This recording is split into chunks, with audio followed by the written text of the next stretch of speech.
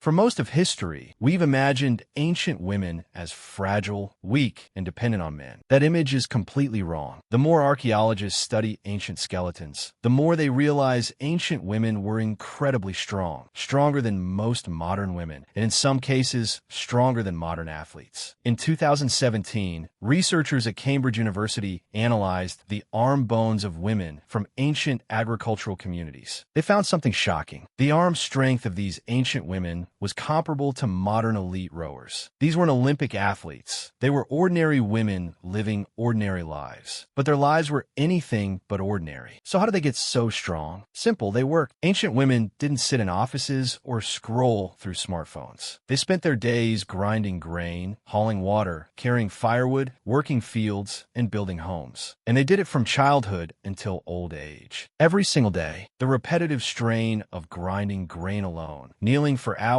pushing a heavy stone back and forth, built muscle that modern women simply don't develop. But wait, it gets more surprising. Hunter-gatherer women were even stronger than farming women. They walked miles every day, carrying children and supplies, hunted alongside men in some cultures, and built shelters with their own hands. Their bodies were forged by constant movement. And here's the part that might really shock you. Ancient women sometimes had stronger arm bones than ancient men. That's right. In some populations, women's upper body strength exceeded men's. The reason? Women often did the hardest, most repetitive labor day after day after day. Meanwhile, men were out hunting, which was intense but not constant. But let's look at the evidence. In a study of Neolithic women from Central Europe, researchers found that their arm bone strength was 30% higher than modern women's. 30%. That's not a small difference. That's the kind of strength you see in professional athletes who train hours every day. And here's another strange detail. The strength gap between ancient women and modern women is actually larger than the strength gap between ancient men and modern men. That's because women's labor was just as physically demanding as men's, sometimes more so. But it wasn't just their arms. Ancient women had strong backs from carrying heavy loads. They had strong legs from walking everywhere. They had strong hands from gripping tools, grinding stones, and weaving. Every part of their body was conditioned by necessity. So what does this tell us? It tells us that strength is not about gender. It's about what you do. Ancient women weren't physically inferior. They were just as strong, and sometimes stronger, than men because their lives demanded it. They built communities. They built muscles. And they built the foundation for everything that came after them. And here's the irony. In many ancient cultures, women were considered the foundation of the community. They were the ones who brought in the daily food, ground the grain, carried the water, and raised the children, all with incredible physical demands. They were, in many ways, the backbone of ancient society. In the Neolithic period, grain grinding was one of the most physically demanding tasks. Women would kneel for hours, pushing a heavy stone across a flat surface. It was the equivalent of doing hundreds of crunches and squats every single day. But they didn't see it as exercise. They saw it as survival. And it built muscle in ways we can hardly imagine. So the next time you picture a weak, fragile, ancient woman, think again. She could probably beat you in an arm wrestling match. She could carry more weight than you.